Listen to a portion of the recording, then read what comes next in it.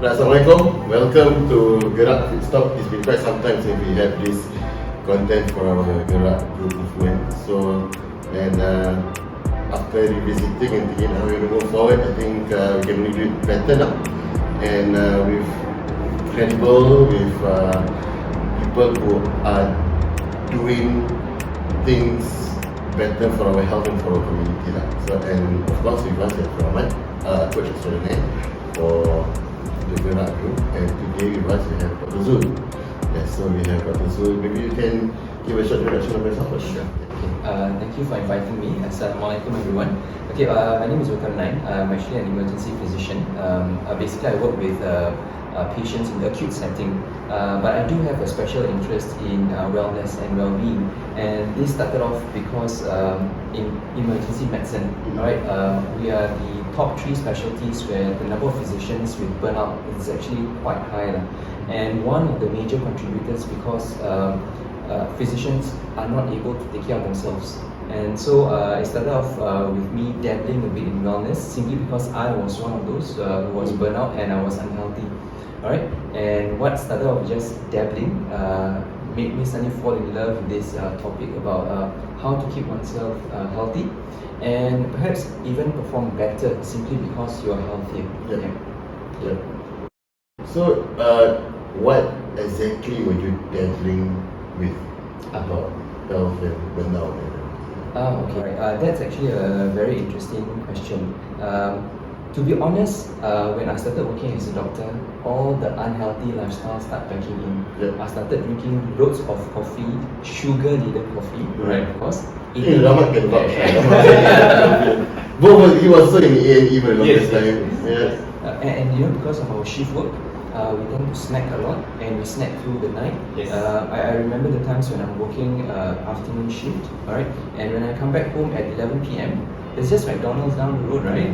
What else do you do, man? Just exactly. Go and get a McDonald's, come back, watch 2, 3 or 10 episodes of Scrubs, sleep late, and wake up early tomorrow morning. And this just accumulates into something that became very unhealthy. And one of the main turning points in my life was actually when, currently I have 4 children and I'm expecting a 5th one, inshallah, in May this year, right? So during that time I had 2 kids and they were still very young. One was 2 and one was just an infant. And I was just playing with them and I was just squatting down to tie my shoelace. And when I got up, I was breathless. I was just breathless by doing that. During that time, I was actually quite chubby. I'm not like this. I was really quite chubby. Chubby is what? How chubby is chubby? Our chubby is... Okay, so I would say 20 kilograms more chubby than now. Yeah, so I was 77 kilograms then, and now I'm 58, right? So it's about a big difference. What really resonated with me was my wife telling me that you better be fit enough to play with the kids, alright, when they grow older. Right. So that really motivated me to say, hey, I think I really need to take a step back. I would say that was the turning point, and not the fact that 3 years before that, that was in 2012. My children were born 2013 and 2015. 3 years before that, I was admitted, and during a scan to find out I had gastritis. Alright, they just did a scan of my liver, and I had fatty liver. At 30-something years old, and down with fatty liver.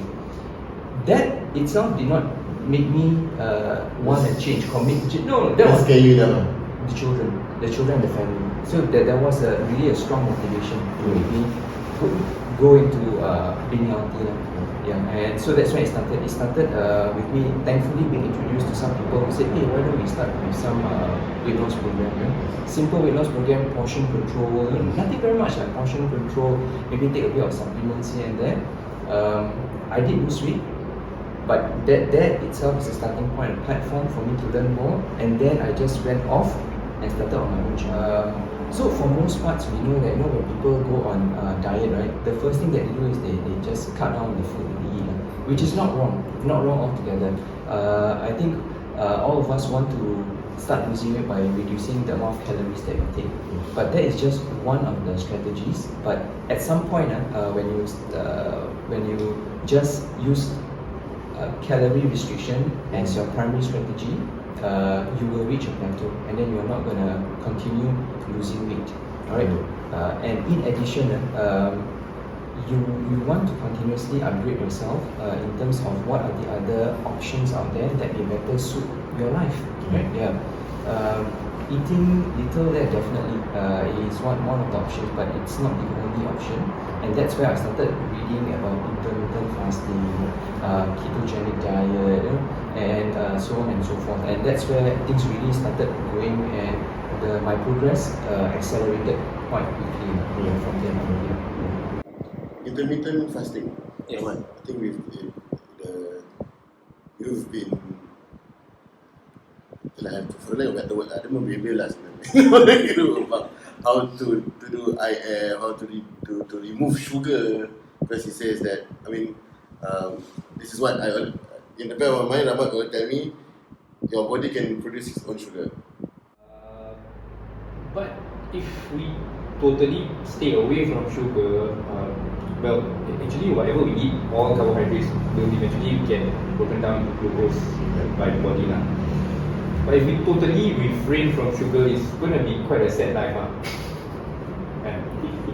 especially when social events. Kita tak apa, we are all sugar free, kosong, tidak kosong, kopi O kosong. But sometimes there are times where you just want to relax a bit, enjoy a bit. I think that is the paradigm that we are in. We are in more situations where we have sugary drinks and sugary treats rather than the other way around. It should be the opposite, where we have sugar because it is a treat, it is a celebration. People have it usually during birthdays, during celebrations, Hari Raya, and all that. But it shouldn't be something that we have every day. Listening to Dr. Zul's story, is very familiar, and like Dr. Zul said, it's a high burnout rate. The emergency nurses, doctors, very high burnout rate. And I remember I was trying to push myself with 5 3-in-1 sachets of coffee a day, because you imagine you go to work, you got to push yourself, and then mid-shift you have that slump, you got to put yourself up again, and then balik anak masih kecil, you got to jaga and make sure they are okay and all that. So it all adds up lah. So that's why intermittent fasting is so simple and so beautiful, because it's not what you do, it's what you don't do. And because you don't do, you don't take in more food and sugary drinks, you become more aware. When you eventually do or can drink and eat, you tend to take in better quality stuff. Right? Then recently you were on Steve Chia's Channel Insider. Yes. As typically of any TV production, they will really just make you hear, or make you hear what they want to let you hear. So I think there's more things that I understand you want to share about what was shared today. Maybe what did you share during that program, and how much more you would want to share? Alright. So I don't even know where to start. When you ask what do I want to share, right? Because the fact of the matter is, during that show, the focus was probably on intermittent fasting, and you realize that of course there are many experts that they were interviewing, and all of us are speaking a very short portion. During that part, my role was just to introduce the concept of intermittent fasting, and I shared with him why people fast, right, and how fasting actually helps us mobilize our fat, because ultimately it's not about weight loss, it's about fat loss. And in fact, fat loss, the more fat you lose, okay, the better you are hormonally and metabolically. Alright, so it becomes a chicken and egg thing. You need to lose fat. You need to be hormonally well to lose fat, but you need to lose fat to be hormonally well. Alright. Yeah. So I was not able to explain, like for example, mechanisms of insulin and all that. So those are a bit deep dive, and I think I understand why Senior was doing that because they wanted to cater to the majority of the audience, which is absolutely understandable, right? But my take usually when it comes to this is I like to take a very holistic approach towards things, and I think by my interaction with you, you probably realize that I really like to take a middle road. In a sense that, like you, I agree, there's no such thing as zero sugar. There's no such thing as zero anything. I don't subscribe to that at all. I always believe that if you're on extreme, that means either too much or too little, you move towards the center. It does not have to be all the way, pendulum swinging to the other side. Just go somewhere in the center. The middle part. Yeah, exactly. We are, after all, umatan wasapan, right? So we are the people who should take in moderation. So that's what we should be subscribing to. Okay, so what do I want to say? Actually, in the beginning, I wanted to start saying that intermittent fasting, while it is a fad for a lot of people, one is that it is one of the tools, but not the only tool available. Okay, it seems that because the topic is on intermittent fasting, we seem to be pushing intermittent fasting alone, which shouldn't be the case. Right?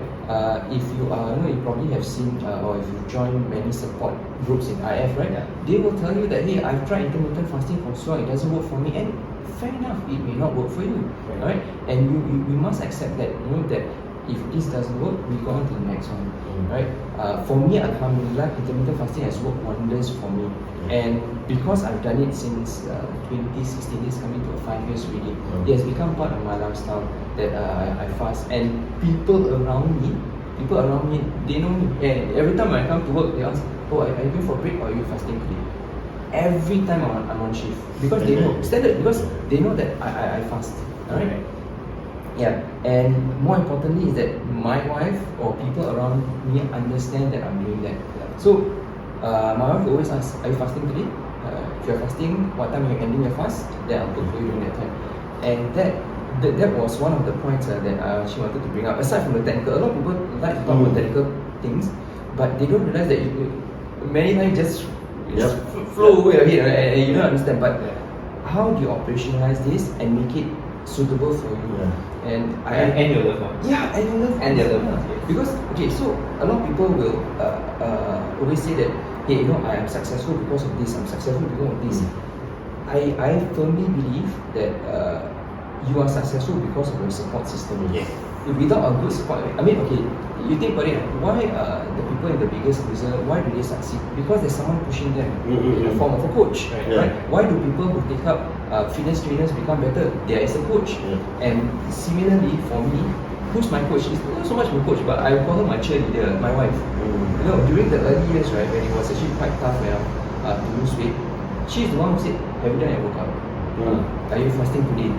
What do you want to eat? And the thing she reminds me, and a very important point is that every time I come back from my run, for example, she asks, how was your run? Then I'll say, oh, I ran this. Oh, that's better than last time, right? Okay, so those small things, these are the ones that actually will make you go on forward, Because at the end of the day, right, every method will work. To be honest, every method will work. It's just how long you persist in that method. And how long you persist really is based on how you perceive other people are supporting you in this journey. If you feel unsupported in this journey, you will just abandon it and then find the next. So that's why there are people who hop. They go from intermittent fasting, ketogenic diet, Mediterranean diet, or whatever but they say, I don't get any results, all of them. But it's because they always say this, they say, I've tried everything, but they didn't really stick to one. And I think that is one of the reasons having that support system is very important. I think similar to Dr. Zul, my own family also, my wife very supportive.